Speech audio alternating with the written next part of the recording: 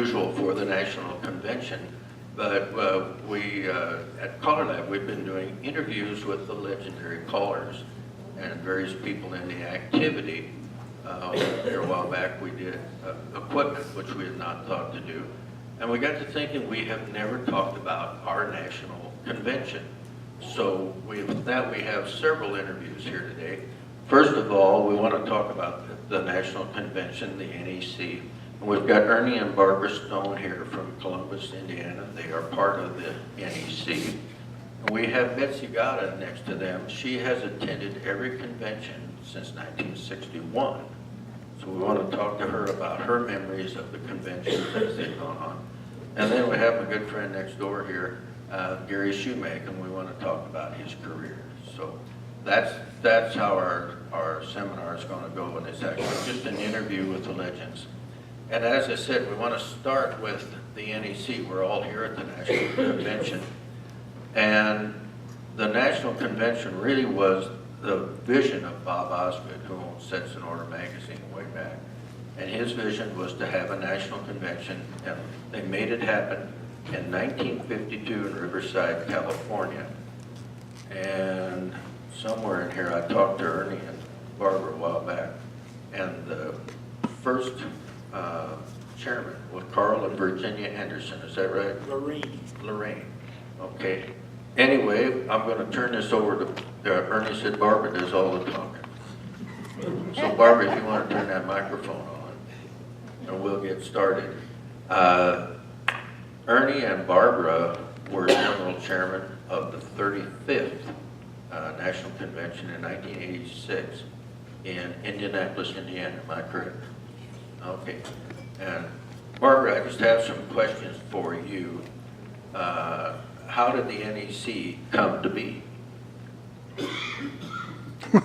Well, being that I was not going to square dances in 1952 or the early 50s, as you said, Bob Osgood wanted the National Square Dance Convention, and somehow he was from California, and he selected Carl and Vereen Anderson to be the first general chairman.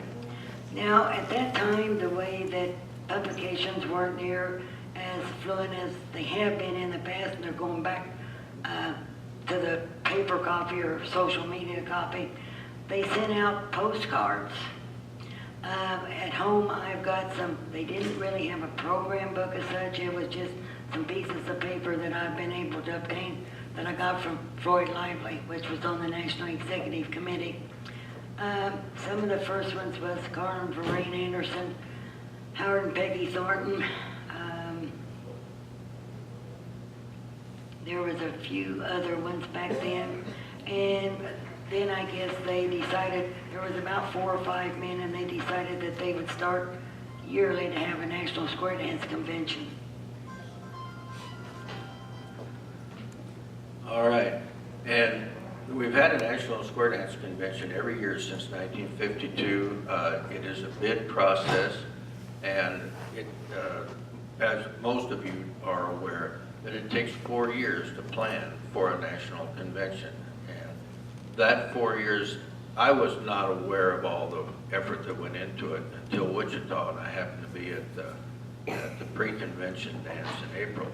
So I went around to the meetings, and I was amazed at how involved former chairmen were with the planning of committees, being in charge of things. And one of the things that shocked me, and after I thought about it, shouldn't have shocked me, is they had an attorney on retainer. And Barbara, tell me about that, because that attorney is really necessary. There are a lot of, for those of you that might not know, if you're working in your personal life, and this comes to the telephone calls, the spam telephone calls, and if you answer that and they happen to, or you say yes or something, they can turn that into a lawsuit or something later, because that is a verbal contract. And if you agree to a verbal contract, that is just as good as signing a paper contract.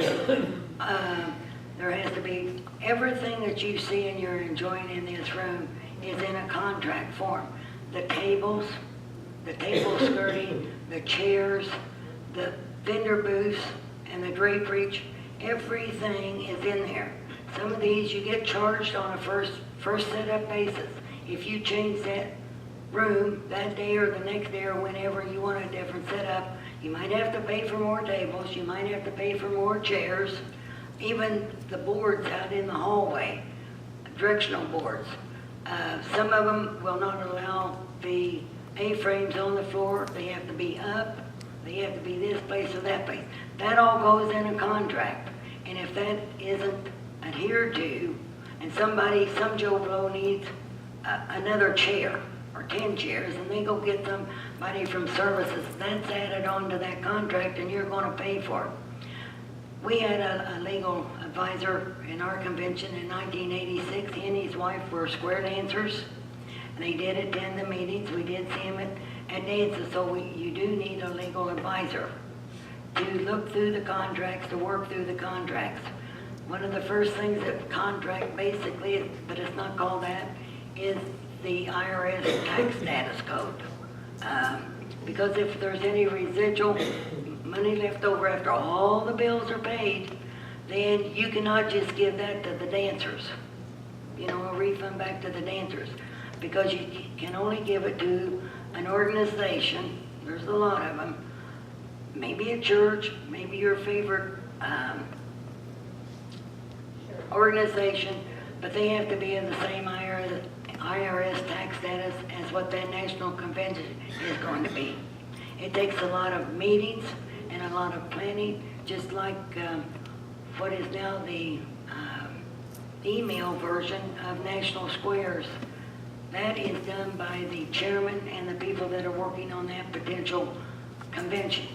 And then we have to have the callers, we have to be programmed, and that takes hours and hours and hours, for their traffic, what they can call, what they want to call. So there's a lot of hours that goes in behind the national convention. That's why we're given 4 years. However, there have been a few that have only had 3 years.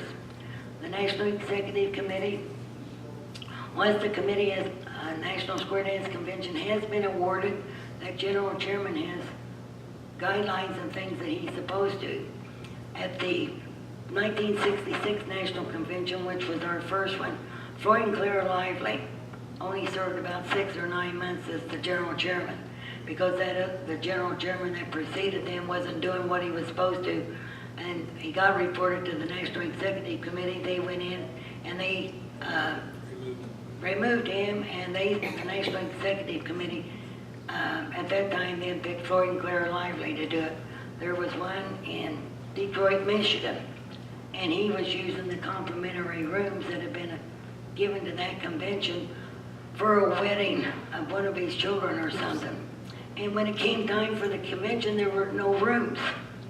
And so he got removed. So then another couple got picked out by the NEC. So we do have some rules and regulations that we do have to go by. What I discovered was interesting there in Wichita was that, as you know, everybody that comes to a national convention or works on a committee is a volunteer, most of which have never worked on anything of the magnitude of a national convention. And that's what amazed me about having so many of the NEC former chairmen there in charge of this committee, that committee, to offer advice as to how to proceed and what to do. And I found it to be very, very interesting, all the things they did. Now, also, we've all heard about numbers at national conventions, and I think they all seem to think that 1976 was the largest one. However, that's probably not true, and Barbara will tell you why. We went to that 1976 convention. This is our badges. On the bottom, there's 3 little dingle things on there. It says Thursday on one of them, Friday on one of them, and Saturday on one of them. We were there for all 3 days. I myself got counted 3 times. Ernie got counted 3 times. We had our son there. My sister and her husband and son were there. They each got counted 3 times. I also had a cousin there for 3 days. So at that time, in the early days of the National Square Dance Convention, and and I don't know exactly when that changed. They did sell daily tickets. And yet to this day, sometimes we get an answer, well, I only want to buy a ticket for one day, or I only want to pay for one day. And we just never have done that. One simple reason is the daily ticket was a little bit less expensive as far as that's concerned than the 3-day. But if you're on the business part of a National Square Dance Convention, just like in your home personal life, you've got to know what you're going to bring in, and you've got to know what you're going to spend to balance that figure out. So no, probably the biggest convention, Square Dance Convention, would have been in Louisville, Kentucky in 1983. 1983, with Russ and Roberta Carty as the general chairman. And You bought a ticket for all 3 days. do I? You had to buy a registration for all 3 days. Yes, I do know that convention, We were counted one time. you were counted once, and if you look at the old records, their record was 29,000, a little bit plus of that. And so in my opinion, because there's no way to go back for the 1976 convention where we were counted for 3 times to be there 3 days, those records have all been destroyed and they can't be reestablished. Pretty interesting, isn't it? It really is. It's great to have Ernie and Barbara here, and I see we have some other former chairmen sitting out there as well, and we welcome you. And thank you for all the service you do to put these things together. All right. Barbara, do you have anything else to add? Well, you know, the conventions are getting smaller, and we are all aging some every day, and that we can't help. We just hope, as members of the National Executive Committee, that conventions can be awarded, that everybody can go and attend and have a good time, even though about a year or so from now. We had a real good example of that this year with, well, a couple of years ago, we had that example. No one stepped forward, no state or association stepped forward to have a convention. So past General Chairman Donna Cheryl Pruitt had been the general chairman for the 2012 in Spokane, Washington, and it was a good convention. And they had different things, and to see the city. They did have to change the date because if you were in Spokane in 2012, there was all these small basketball courts. And they had problems with the rooming and eating and everything because of their, that's not what they call it, Hoop Fest is what they call it. And so that is going to be in Spokane, still going in 2020. But so the next, John and Cheryl backed it up to the week before that, so we had to slightly change the date, which probably has a lot to do with callers and cuers and leaders when it comes with their contracts. But it could not be avoided not to be there because we were fighting for hotel rooms and all kinds of things. They have done a lot of work in the downtown area with hotels and the convention center. That's been changed some, so I think it will be good. And even to arrange the after parties, and that National Executive Committee just here have talked about the number of after parties because of running here, there, and yon, and some floors will fill up, and then when their caller leaves, they fall. Then we understand that, so they are going to cut down on the number of after parties per night at the convention, which we think will help us older people. I want you to give Ernie and Barbara a nice hand for being here, consenting to do this. And Ernie, you have some. Ernie, she's gonna let you talk. Yeah, she is, because I took the mic from her. She's trying to steal it back. I would like to say that when you're on the National Executive Committee, you're on it for life as long as you attend the meetings. Don't miss, I think, 2 in a row. You might be removed if you miss 2 meetings in a row. You cannot be replaced by anyone. Once you've done the job and are on the National Executive Committee, you're on it, and like I say, for life. And presently, Barb and I are the eldest members of the National Executive Committee. I'm not going to say the oldest, but we have enjoyed the years that we've been on it and the memories that we've had. And I would like to say that to do a national convention, you must have a sponsoring organization. And then once you get decided to apply for a convention and place a bid, you're assigned 2 advisors from the 4 people from the National Executive Committee as advisors to your convention. And we're there to guide you and give you instructions. Whether or not you take our instructions is entirely up to the general chairman, because he has immediate responsibilities for the convention once it's awarded. He sets up his own corporation, his own federal identification number, his own separate entity. And as such, he is the responsible party for the success or failure of his convention. So therefore, he takes our advice as advisors and considers them and then follows them or does what he wants to do. But that's the way that the conventions are run, and you have these advisors there to help you and to assist you in having a great convention. And that's what we're all about, is to have a successful convention. We're sorry about the numbers going down, but I think they're starting to back up now with this convention, and I think Atlanta's going to be higher, and we hope that they're headed in that direction. Thank you. Give a nice hand to Ernie and Barbara Stone.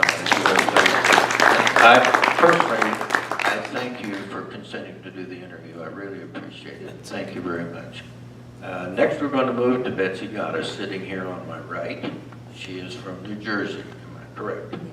Yes. And she has attended 57 conventions in a row since 1961. And prior to this one, this makes 58, am I correct?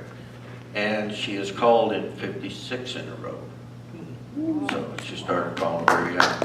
Her dad was a caller. His name was Art Seeley. And Betsy can't confirm this, but I'll let her tell the story. They went to their first convention in 1961 in Detroit. Her dad was an attorney, and she thinks that he may have been the attorney for the convention when they held it in New Jersey. Am I correct? Yeah, okay. Flip the button. I did flip the button. I have to turn the knob too. This No, one? they already had them set up. No, not this one. Sorry, Betsy. That's all right.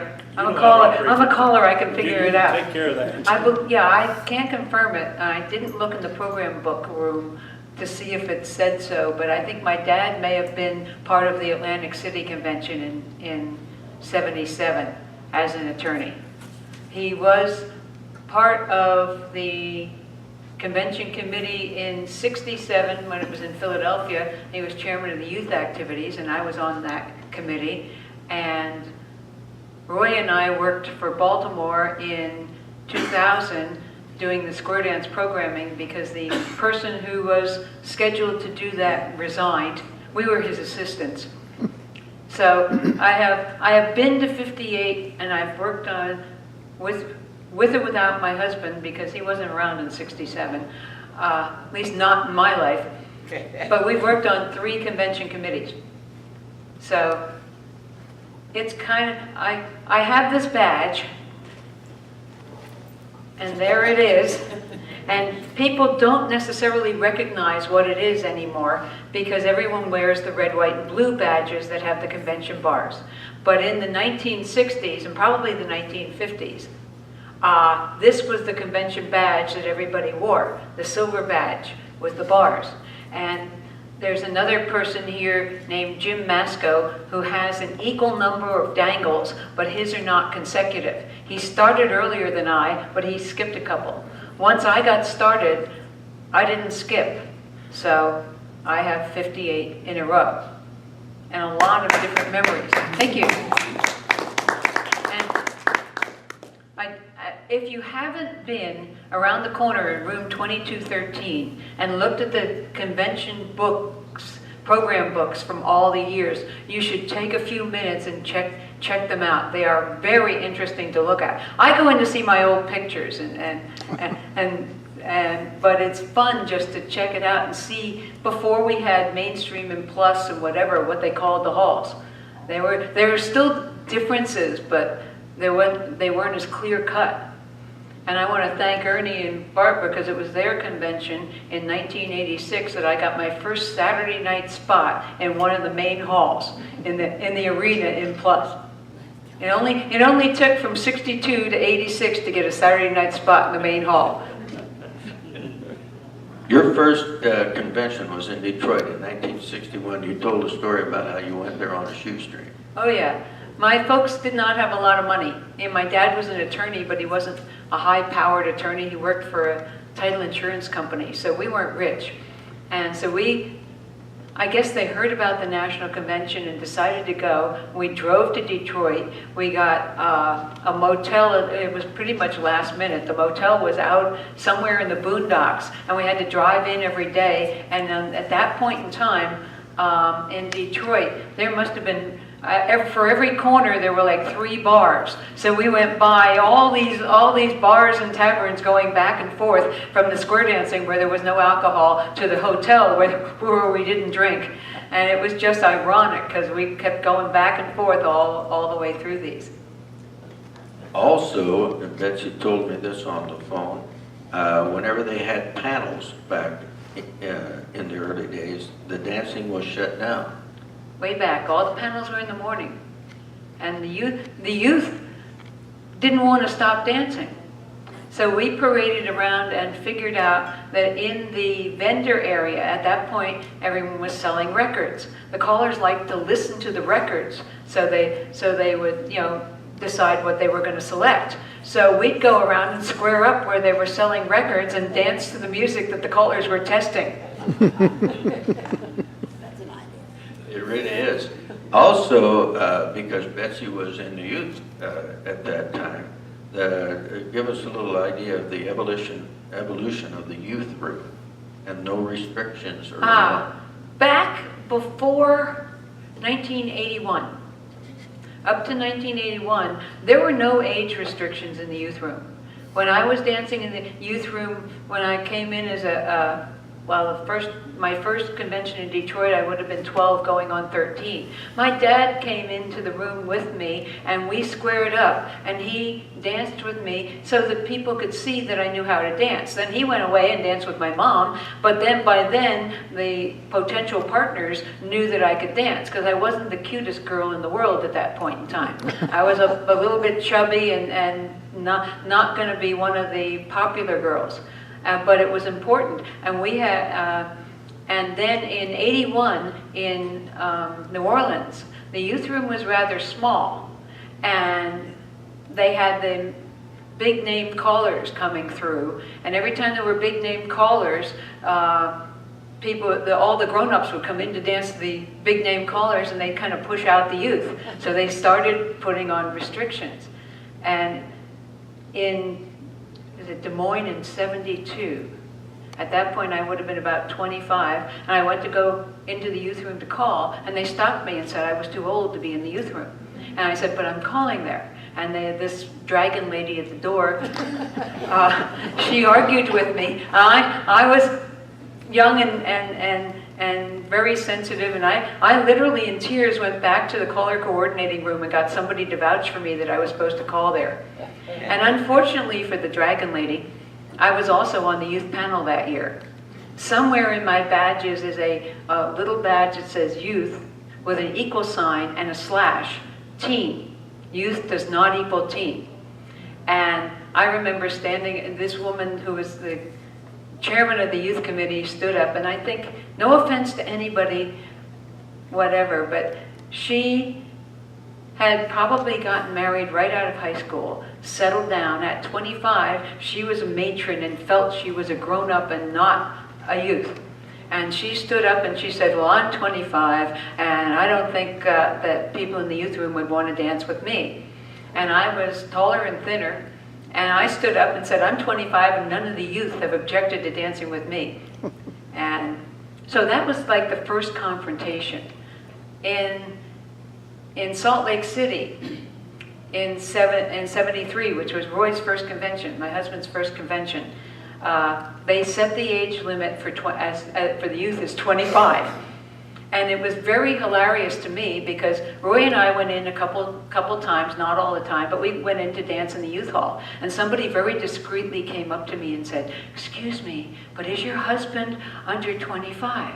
And I said, "Well, first, we're not married yet, and no, he's not, because he's 3.5 years younger than I am." Now, I announced my age as 25 and 72, and nobody asked me if I turned 26, and I didn't tell.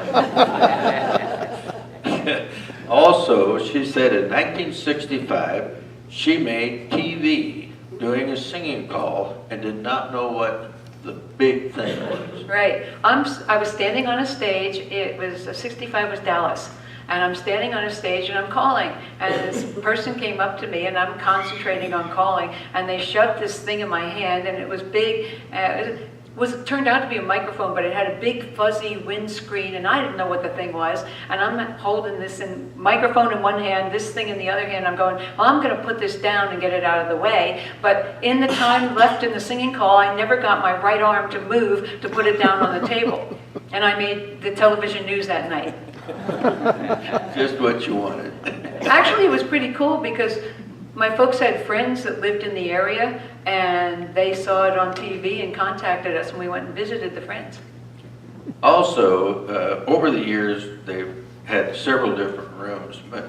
Michelle Jacobs, for a time, had a handy-capable room, which was one of the most interesting calling experiences I personally ever had.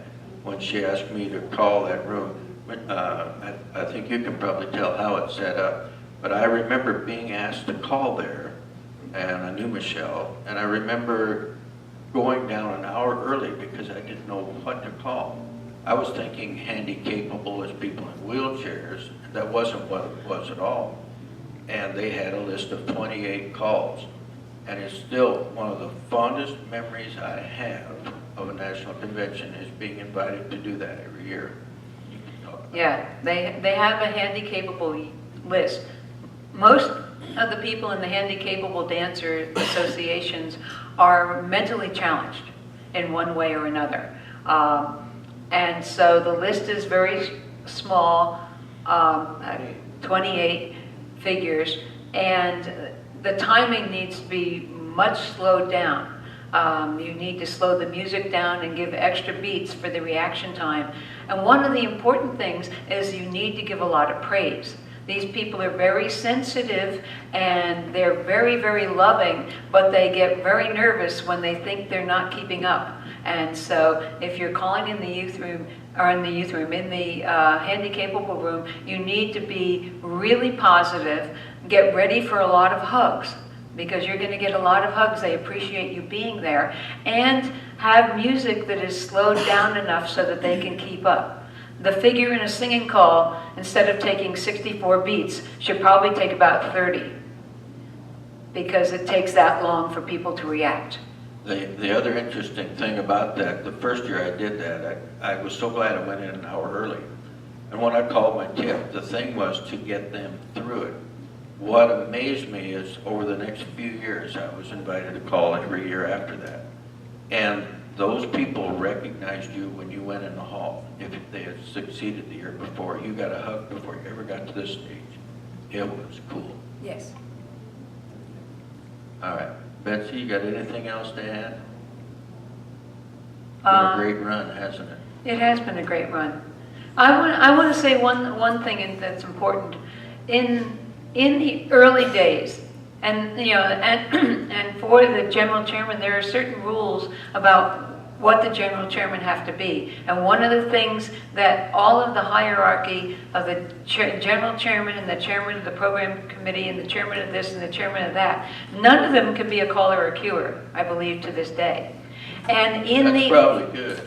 And in the old days, in the early days of this badge, there was not necessarily a comfortable feeling of trust between the people who are on the NEC and the callers and cuers who are working at the convention. And so the fact that the NEC now has a reception to welcome the callers and cuers is an amazing, to me, an amazing change that makes the whole convention a better experience for a caller or cuer, because now we don't feel like somebody's looking at us in some suspicious manner. Now people understand we're there for the good of square dancing. Local callers can come to the National Convention and expect to get hired.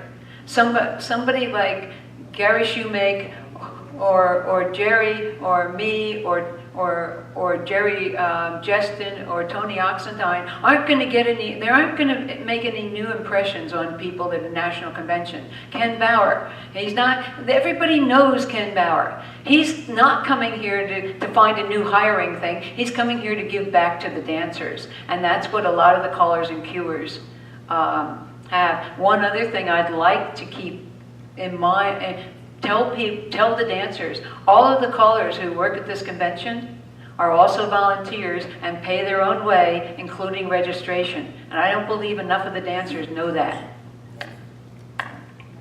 Betsy Gotta. Yes, ma'am. Give her a hand. Yes, always give her a hand. Betsy, I would like to correct you on one thing.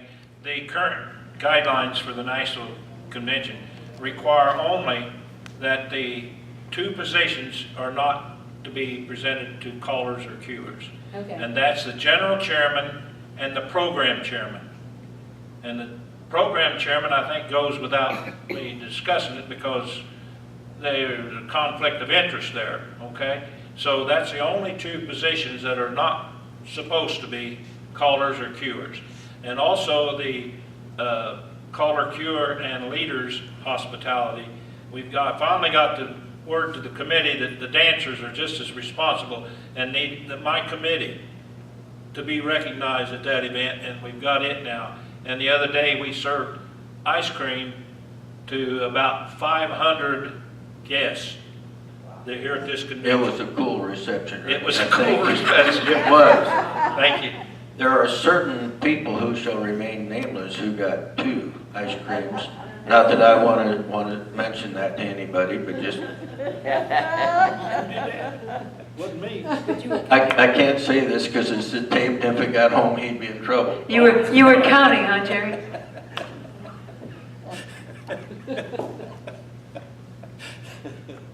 I know nothing. Yeah. All right, I want you to give again Ernie and Barbara a nice hand for the NEC. I really appreciate Betsy consenting to come here as well and give her views of the last 58 conventions, which I think is phenomenal. Betsy, thank you very much. And that brings us down to our final interview, and it's an interview with the legend, and it's with a guy from Sevierville, Tennessee. Give a nice hand to Gary Shoemake. When I asked Gary to do this, he said, I don't know what we can talk about, so we kind of sat together one day and visited a little bit. Gary started dancing back in 1963, started calling in 64, and then work took him to Lubbock, Texas in 1966. And at that point in time, you met a guy named Mac Henderson. Yeah, Mac was the owner of Fun Valley actually a square dance resort now, and he was taking lessons. The CEO Guest and Von Parrish had talked him into making that a weekly vacation place for square dancers, and so he thought that, well, if I'm going to do this, I better learn how to square dance. And in my travels with the company that I was with at the time, I was in Abilene, Texas, and having had my fill of meeting all the other traveling salesmen in the bar every night after to talk about different things, I started looking for the square dance people around the area, and I got in touch with the square dance caller, and he said, well, we're not having a dance tonight, but we have lessons. He said, come on out, and I'll get you to call a tip for of course, at that time, I would call a tip in the middle of Main Street if they'd let me. And he said, come on out. And anyway, went out, and Mac and Gene were taking classes, and so I got to meet them. And a couple of years later, he called me and he said, I want you to come out and become my full-time resident caller. And that started. At Fun Valley. At Fun Valley, that started. And Mac also was responsible for Gary doing his first singing call. Mac brought this song to you or to CO Guest, how was it? Brought it to me first, yeah. Put that a little closer. We want to hear every Okay. word. Okay. Anyway, he did this first song, and it's called Ain't got time to be unhappy. Have so much fun you'll slap your pappy. Now, however, his second singing call was a little different. There's a story about it. Well, that particular one right there sold maybe 3 copies. We all have one of those. One of them was to my mom, but she sent it back. That's just to let you know it wasn't too good. And I thought my recording days were over. But the next one is interesting. He was offered 2 songs. Well, I went into Dallas. C.O. Guest was a great caller from Dallas, and he owned Kellogg's record company. And he was kind enough to do that first one, actually for Mac, and he didn't know who I was, and he wasn't any more proud of it than I was, the first one. But he called me and he said, let's do another. I got 2 songs. He said, come in and we'll record them. And I said, okay. So I thought, man, I never thought this would happen. And so we went in and he had 2 songs. One of them was Mary Ann Regrets, and the other one was Okie from Muskogee, Merle Haggard record that sold about a gazillion for Merle. And so he played them both, and boy, that Mary Ann was so pretty. And, oh man, I would really like to do that. I said, can I do that? And he said, no. And I said, why not? And he said, because I'm going to do it. So he let me have Okie from Muskogee, and it was timing, one of those things. At the Louisville National, right after that, at that time, Sets in Order magazine, everybody received Sets in Order magazine. They subscribed to it. And one section in there was for the callers, and they rated the top-selling records each month. Well, at that convention, Okie from Muskogee made #1.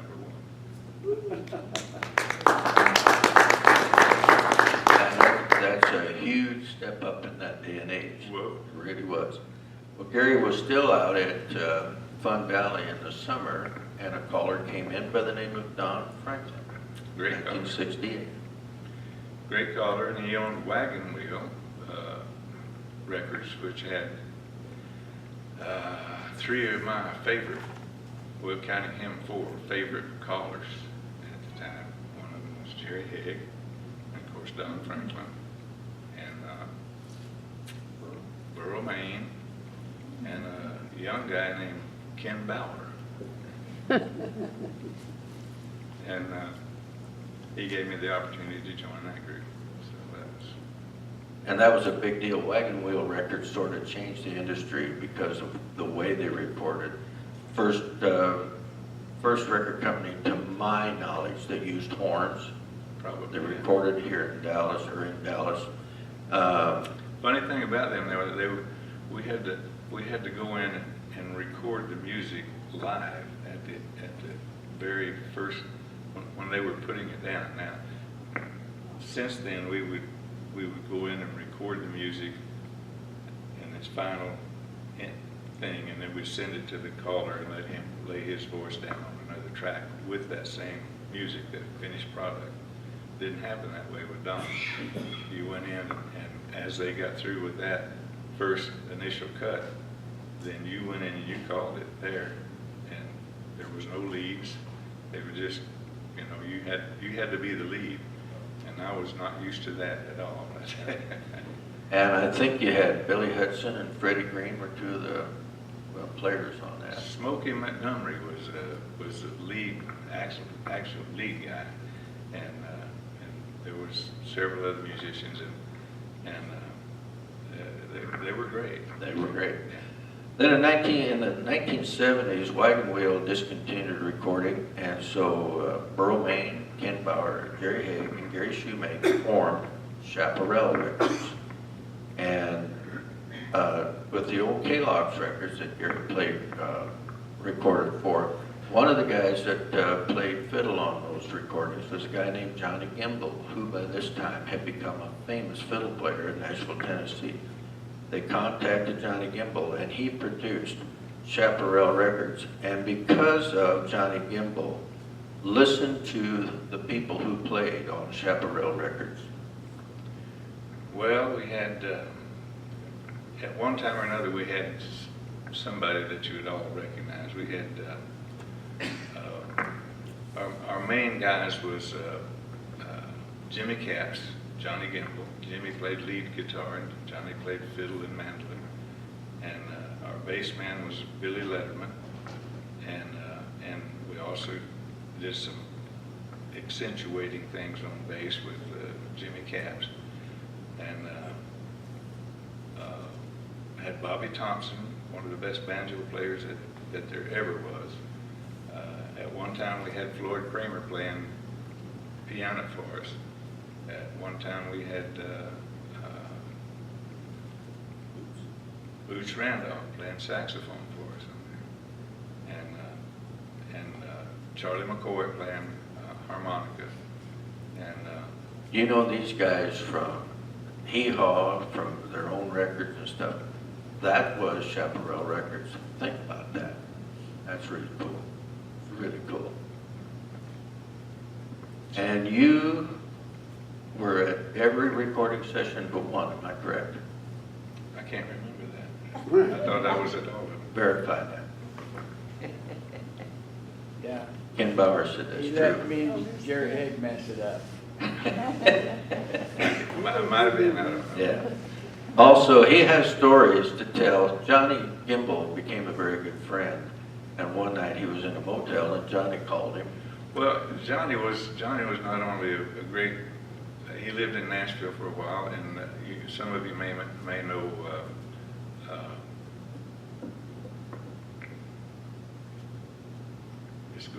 It's really going fast. From Springfield? No, from Nashville, the caller. Paul Mark. Paul Markham was there. Paul Markham taught he and Barbara how to square dance.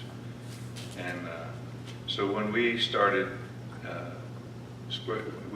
Chaparral Records, none of us were professional musicians. We didn't know how to talk to those guys, but Johnny did.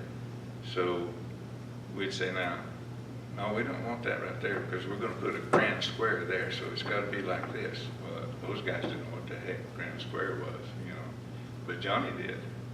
And so he was our communicator. Not only that, but he did everything for us. You know, it was just a tremendous thing. Gary was in a motel one night. They were going to record the next day. Johnny called him, wanted to know if he'd like to go see Sleep at the Wheel, right? Well, he was, at the time, he was living in Austin, Texas, and we were trying to save money because I made the music, but Ken and Jerry spent it. No, they didn't. But at any rate, we were trying to save a little money, so we told him, next time you're going in to do a session for some of the big guys, let us know, and we'll take an off session that they're not using. He said, well, we're coming in April, I think it was. We're going to be there for 3 days. You can have 3 morning sessions. Well, that's early in the morning, 10 o'clock in the morning. And so we said, well, we'll take it. So I had to do the 10 o'clock, and I had to sit around all day and all night to the next 10 o'clock session the next day. But at any rate, I was at the hotel, and he called and said, Sleep at the Wheel's in town. We're going to go down and see him. Do you want to go? And I said, of course I do. He said, we'll honk. We'll go by your hotel room. We'll honk. Just come on out. well, when they honked, it was a stretch limousine. And I thought, I don't know. Little plane's gotten good. Yeah, really. And he was doing a session with George Strait, so I got to ride in the stretch limousine with George Strait. What a nice guy. And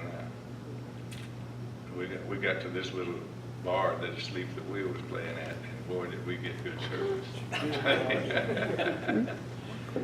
Interesting times, aren't they? Gary also started a group, heard of these clubs around the country that were, I don't know what you call them. They weren't closed clubs, but they were sort of closed clubs. Kind of.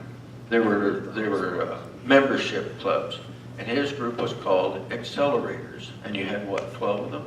Yeah. And this is how they ran. Well, we danced once a month, and at the time it was kind of in the heyday of it all. And it was not an original idea. I took the idea from a caller out in California that had the same type of situation.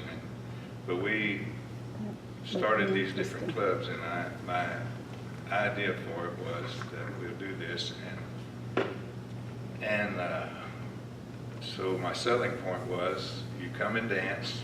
You don't have to serve on a committee. You don't have to bring refreshments. You don't have to do anything. You just come and dance. I'll have all the coffee made for you. We'll sweep the floors ourselves, and all you have to do is dance and enjoy yourself and go home.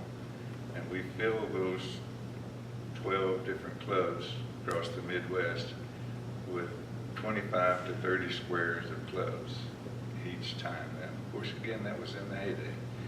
And my thing that I told them was, I said, probably what I can do for you is I can keep you updated on all the new things that are going on at the festivals right now. So if you go to a festival, you will have seen it at our club sometime before you go. Well, that's, you know, it just boomed. It was a great thing. Then in the early 1980s, you went to South Texas for a short time. Went down worked down there for a while, and a very humbling experience.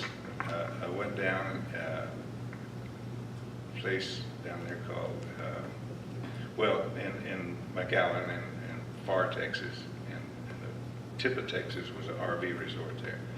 And they wanted me to come down in March, which was the end of the season, and let everybody know that I was going to be there next year. So I went down, and we had 75 squares show up for a welcome Gary Shoemake dance. Not because I deserved it at all, but because there were a lot of dancers there, and this guy did a lot of promotion. But that going on, a little cash register in my mind was going ka-ching, ka-ching, ka-ching, ka-ching, ka-ching, you know. And so it was a free dance, of course, and with refreshments and everything. So I went down the next season. My very first dance was a mainstream dance, and a very humbling experience. I had 7 people show up. I can testify to that because in 1991, Ken Bauer sponsored me in Mesa to go in and see whether or not I auditioned for Burl Maine's clubs when Burl was sick. And in Viewpoint one night, we had what, 100 squares? Something like that. I got the job. Yeah. And my very first dance that I did that fall, I had 3.5 squares. Well, I had to dance in this square to make it. You earn your reputation, trust me, you do. So after South Texas, Gary went back up to Sevierville, Tennessee, and tried to kind of work something out, like a Kirkwood Lodge. We're getting to the end of this now. And was actually working with motels and hotels. Yeah. I didn't have a place at the time to do it, so I would just work with the local hotels, and that was kind of shaky because they didn't know what square dancing was, and they didn't really care. You know, you could put the bodies in their hotel you were okay if you couldn't, but that was all right too. But you were gone if you couldn't. But the problem that I had to deal with was catering managers and people like that, because catering managers are, what's a good word? Undependable. Well, Weird. contrary. Argumentative. Sometimes, yeah. And it became a situation where I would be in this hotel this time, and then I would be in another hotel next time, and another hotel the next time. And at that same time, there was a guy that lived up on English Mountain, which was very hard to get to, and out of the way. And he had been talked into starting a square dance place up there. And he came down a time or two when I think Ken and I were there, and we had 25 squares in the hall, and he said, "How'd you do this?" And I said, "What do you mean, how did I do this?" He said, "How'd you get all these people here?" And I said, "Well, we advertised it." And he said, "Well, I've got this place, and I have a 10 square hall, and I have a 25 square hall, and we've never had more than 3 squares. I don't know about that." So he said, "Come up and see my place." And I said, "Oh, I'm really not interested." Well, he said, "Now come up and see it." So I kind of put him off, and one time one of those catering managers really got to me, so I thought I'd go up and see what he had. So I went up, and he had a beautiful place. He had built a beautiful hall, and had this smaller hall there with it, and had a swimming pool and condos, and it was terrific. And so we made a merger and started working at a place called English Mountain, and I still live there. In fact, we sold it. We sold English Mountain.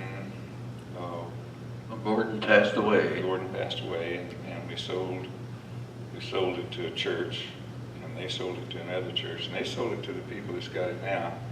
And I like to say that they do run a drug and alcohol rehab program they used to say for retired callers, but that was just a joke. But they do a very good job with it. And I was a little concerned about living in that environment, but they're very good neighbors there. We don't have any problem with it whatsoever. Isn't that quite a career?